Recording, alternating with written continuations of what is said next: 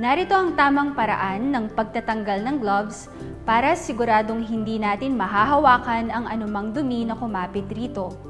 Ito ang tinatawag na glove-to-glove, skin-to-skin method. Una, hawakan ang dulong bahagi ng gloves. Unti-unting hugutin ang gloves at siguraduhing hindi ito dumidikit sa balat. Pagkatapos ay lukutin ito gamit ang kamay na may suot pa na glove. Sunod naman ay ipasok ang hintuturo sa loob ng kamay na may suot pa na glove.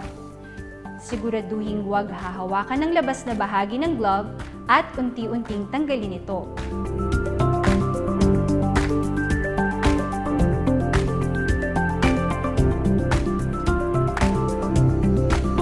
Ilagay sa isang plastic or brown paper bag ang mga gloves bago itapon sa tamang basurahan. Maghugas ng kamay pagkatapos o mag-disinfect gamit ang alcohol. Tandaan po na mahalaga ang tamang glove removal para siguraduhin hindi tayo maapektuhan ng bacteria, virus, or anumang dumi na kumakapit sa ating mga gloves. To learn more about first aid, emergency preparedness, and disaster awareness, don't forget to click the subscribe button.